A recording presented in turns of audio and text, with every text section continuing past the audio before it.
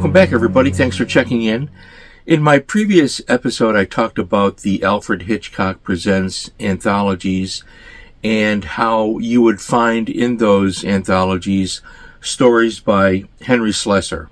And I mentioned then that I was a big fan of Henry Slesar. So I thought for this episode, to begin this episode, we talk about one of his novels and give you a little more information about Henry Slesar. He was born in 1927. He died in 2002. And I'm recommending The Thing at the Door by Henry Slesar from 1974. And on the back, you get to see what Henry Slesar looked like. I have a scan of this come up. Henry Slesar was a really good writer.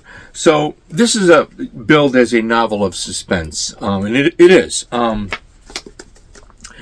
It's about Gail Gunnarsson, who as a child, she had a traumatic event at the age of 6, and there was a thing at the door.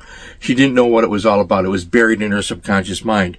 20 years later, the thing at the door reappears, and this sets in motion a really kind of strange plot, but very well written story where the suspense level rises. Again, Henry Slesar was a writer of suspense. Really good writer. So the terror returns, the thing at the door returns, and what does it mean? What was the traumatic event all about? This is the issue. So she is being assisted by two men. One is a psychiatrist named Joel Vanner, and the other is a reporter named Steve Tyner. And the thing at the door is a psychological trauma that is tied to some criminal activities or potential criminal activities in some unscrupulous people. Let us put it that way. But the issue here is you really don't know until the end, is the thing at the door really a psychological trauma, or is there a thing at the door? Henry Slesar, he plays both ends against the middle here with this book, and it is a very well written book, not very long. I mean, what's the page count here? From 1974. It clocks in at 179, 180 pages. So it's swift and easy to read, and it's really quite good. It's typical Slesar, and I mentioned his stories, like I said, in the last episode. He was good at the plot twist, and there is a bit of a plot twist at the end. The last couple pages, you kind of get the resolution, and it works very well, so not to worry there. I really like Henry Slesar. I like this book. He has other books out there, other novels in addition to his short stories. Some of his novels would be The Gray Flannel Shroud, which I've not read. I would like to get that. Enter Murderers, The Bridge of Lions, The Seventh Mask, and of course The Thing at the Door. His short story collections, which I think he was better at short stories than at novels. I haven't read all of his novels, but I would say I've read so many of his short stories, I'd have to give him credit there. He has collections out there. Clean Crimes and Neat Murders from 1960, and A Crime for Mothers and Others from 1962. Henry Slesar was a guy that wrote 110 teleplays for Alfred Hitchcock, and he worked on The Man from U.N.C.L.E., he worked on The Name of the Game, Batman, Run for Your Life, you name it. He was one of the preeminent scriptwriters, teleplay writers for television, and some films too. He worked on The Edge of Night, which was a suspense soap opera. He won many awards during his career, so he was no fly-by-night guy. Henry Slesar was really fantastic. He won the Edgar Award for The Gray Flannel Shroud, which I haven't yet read, and I need to find that and read it. So Henry Slesar, again, I wanted to follow up because I talked about him in the last episode with Alfred Hitchcock and how his stories were really prominent in the Hitchcock anthologies. And there are some novels and collections out there for you to look into regarding this fine writer here, Henry Slesar. All right. I'm glad I got that out there because I was talking, about the Hitchcock stuff, and it was Henry Slesar. When I pull up those Hitchcock anthologies and look at them, I reread the Henry Slesar. He had a way about him. All right. Up next, 1950, from Archer Press in England, Coffin for a Cutie by Spike Morelli. This is a mid-grade copy. It's not the best copy of a pulp that I have, but it's good enough. It's kind of falling apart on the side here. So this is a really strange book. Let me tell you about Spike Morelli. Spike Morelli was born in 1923 and he died in 2009. He was really William Newton, or sometimes referred to as William Simpson Newton. The cover on this is quite clearly, for those of you that remember my Hank Jansen episode, this is Reginald Heed in one of his spectacular covers. And this book is very well written, very similar to the style, the first person style that you get from some of these British pulps.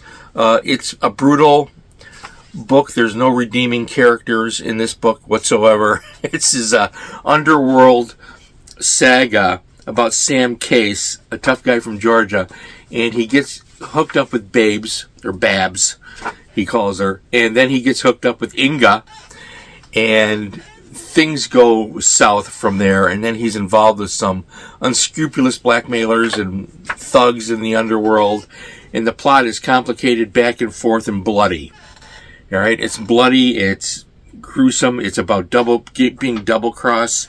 The women are not treated very well in here at all, so some sensitive readers today might find that offensive, but this is the underworld, 1950 style by a British pulp guy. So, did I write down where he was born? Spike Morelli, no, just 1923. Anyways, this is a first person book. Spike Morelli or William Newton wrote under various other pen names as well.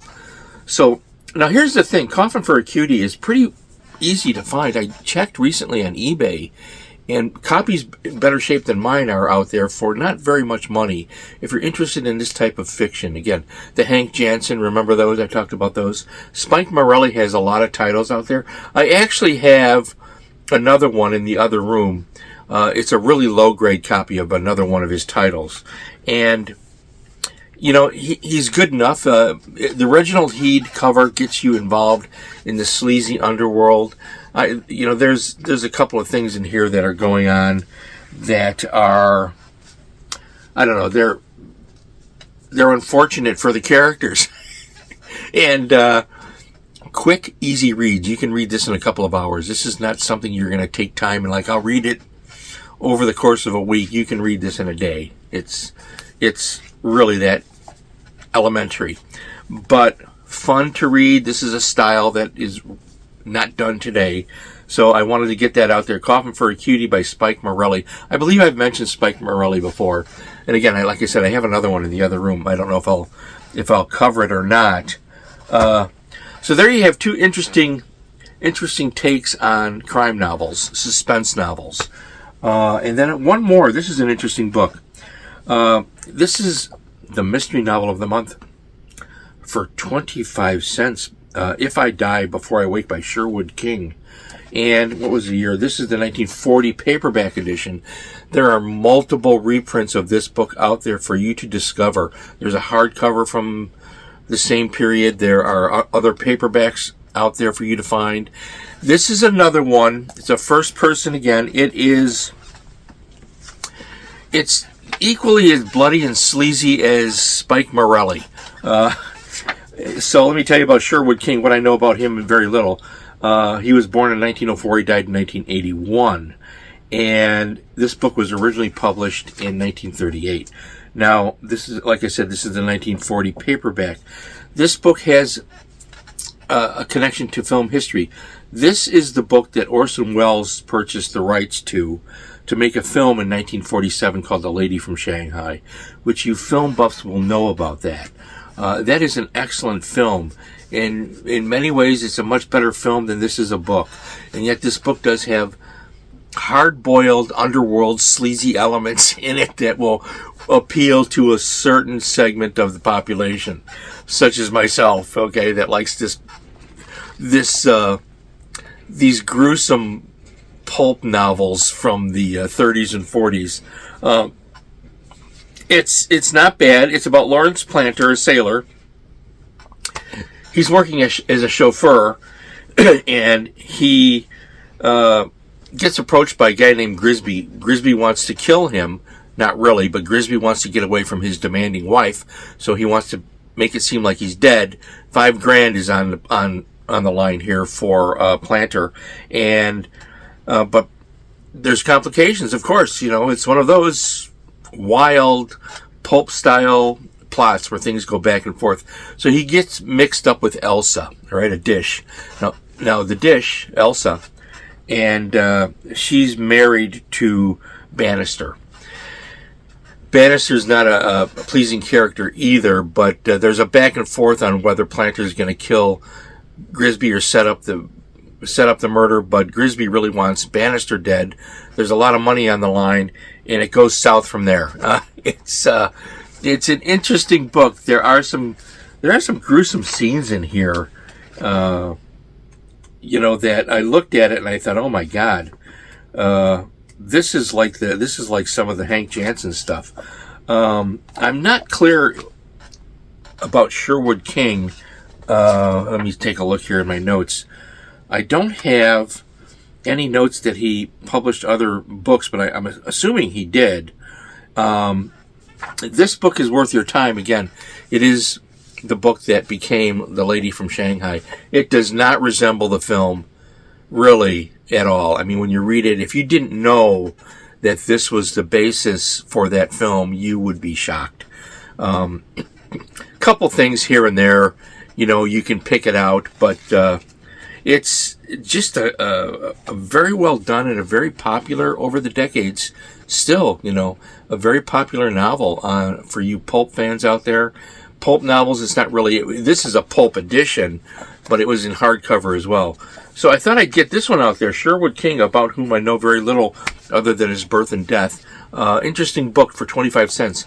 This book my mother found for me, and she picked it up from somebody for like $1 or something in the 80s. So it's a low-grade copy. It's not in the best of shape. It smells like mold, which isn't unusual. So anyway, there you have 3 really interesting books for you to check out and find. Suspense thrillers. You've got Henry Slesar. You have Spike Morelli. You have Sherwood King. You've got a movie to look at, The Lady from Shanghai, with Orson Welles. Very interesting ship in that book, or in that movie too. You might check that out. Anyways, I'm trying to keep this episode short, so you know what to do next, don't you? I mean, I've told you before. You're going to stay well. You're going to stay happy. You're going to feed your beautiful minds. Read a book.